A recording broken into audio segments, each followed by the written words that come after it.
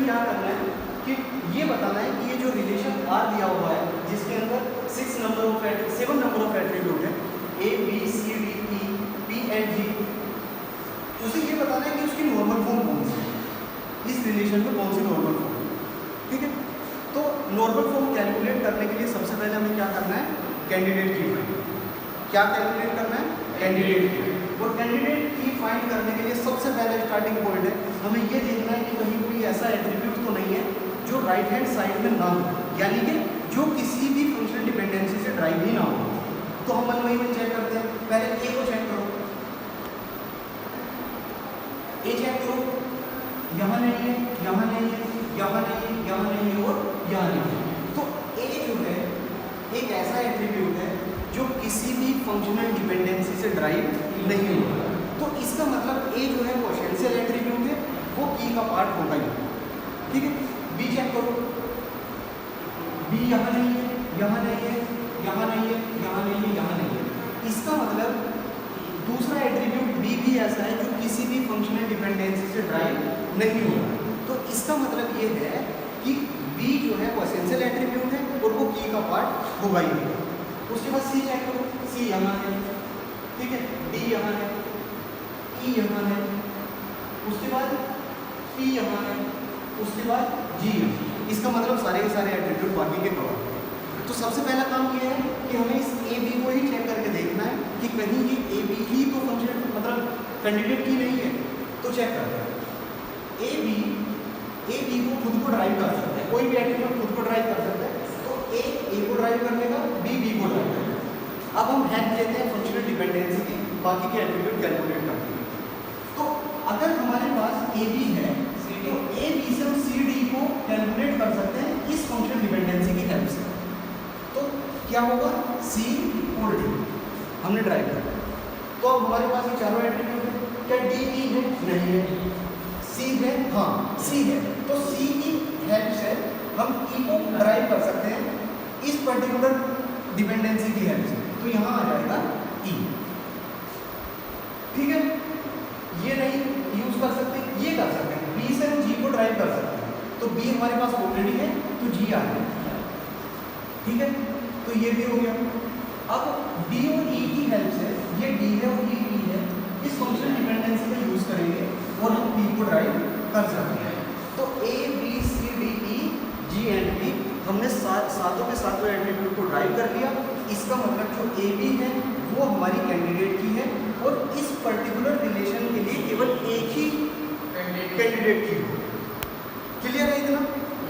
तो इस कैंडिडेट की हेल्प से हम इसकी नॉर्मल फॉर्म फाइंड करते हैं। तो सबसे पहले हमें क्या करना है, इन फंक्शनल डिपेंडेंसी को आप यहाँ पे ले लो, A B tends to C D, D E tends to P, C tends to E, P tends to C, B tends to G. ठीक है, तो सबसे पहले हमें क्या फाइंड करना है, BCN। कौन सी नॉर्मल फॉर्म चेक करोगे, BCN, बी इधर लिखिए BCNF। तो BCNF का क्या रूल था, हम ये चेक करते हैं कि अगर हमारे पास एक फंक्शनल डिपेंडेंसी है x टेंड टू y, तो हमें लेफ्ट हैंड साइड चेक करनी है कि लेफ्ट हैंड साइड में जो एट्रीब्यूट लिखा हुआ है वो क्या होना चाहिए, कैंडिडेट की होना चाहिए। ठीक है, तो क्या ए बी कैंडिडेट की है, यस। तो इसका मतलब ये पर्टिकुलर डिपेंडेंसी BCNF की प्रॉपर्टी को फुलफिल कर, तो हमने यहाँ पे टिक कर दिया। इसका मतलब ये पर्टिकुलर डिपेंडेंसी किसमें है, BCNF। उसके बाद हम ये चेक करते हैं, लेफ्ट की साइड चेक करना, डी, क्या डी कैंडिडेट की है, नहीं। तो इसका मतलब ये फंक्शनल डिपेंडेंसी BCNF में नहीं है। उसके बाद सी है, ये वाली डिपेंडेंसी चेक करना, सी, क्या सी कैंडिडेट की है, नहीं है। तो इसका मतलब ये भी BCNF में नहीं है। ठीक है, उसके बाद इस फंक्शनल डिपेंडेंसी को चेक करो, पी, क्या पी कैंडिडेट की है, नहीं। तो इसका मतलब ये डिपेंडेंसी भी BCNF के अंडर नहीं है।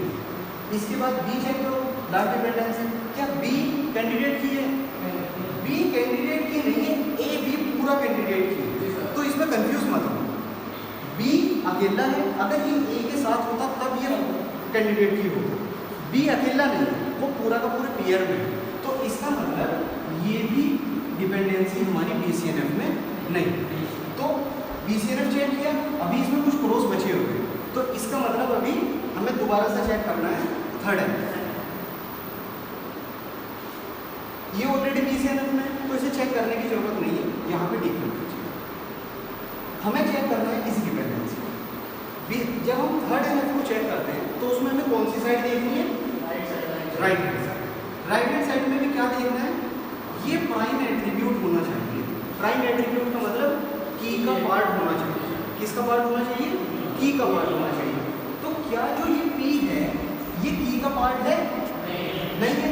तो इसका मतलब ये डिपेंडेंसी थर्ड नॉर्मल फॉर्म में नहीं, ठीक है। ये E, क्या E जो है वो की का पार्ट है? नहीं है, तो ये भी नहीं है। क्या ये C जो है ये की का पार्ट है? नहीं है, तो इसका मतलब ये भी नहीं है। ये जो G है क्या ये G की का पार्ट है? नहीं है, तो इसका मतलब ये भी नहीं, ठीक है। तो इसका मतलब ये थर्ड NF में भी नहीं है। अब हम कौन सा चेक करेंगे? सेकंड NF के लिए फिर से हमें क्या देखना था? Left hand side. इसमें देखना था कि ये की का पार्ट नहीं होना चाहिए, पार्शियल डिपेंडेंसी नहीं होनी चाहिए, इसका मतलब की का पार्ट नहीं होना चाहिए। कौन सा? लेफ्ट हैंड साइड में जो एट्रीब्यूट। चलो ये तो पहले ही हो रखा है, इसे छोड़ दो। क्या जो डी ई है क्या ये की का पार्ट नहीं है? है ना, हमें ये चेक करना है, ये की का पार्ट नहीं होना चाहिए, तो ये की का पार्ट नहीं है, तो इसका मतलब ये डिपेंडेंसी सेकंड नॉर्मल फॉर्म में है।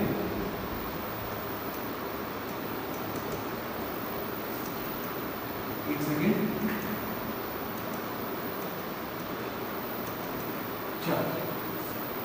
तो इसका मतलब ये जो डिपेंडेंसी है ये सेकंड नॉर्मल फॉर्म में है। क्यों है?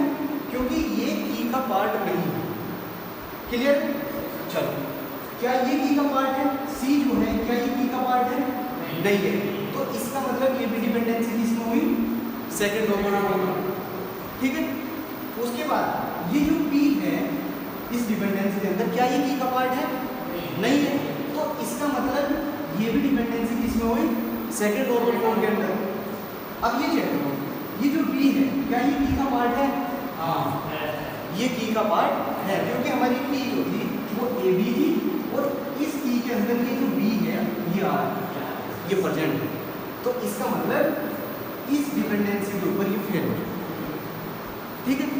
अब लास्ट में अगर ये सेकंड नॉर्मल फॉर्म भी नहीं है तो ये हम चेक करते हैं फर्स्ट नॉर्मल फॉर्म, और फर्स्ट नॉर्मल फॉर्म में ये डिपेंडेंसी, तो अगर इसका आंसर की बात करें तो इसके आंसर में क्या होगा? इसका आंसर कितना है? First normal. और ये गेट 2008 का क्वेश्चन।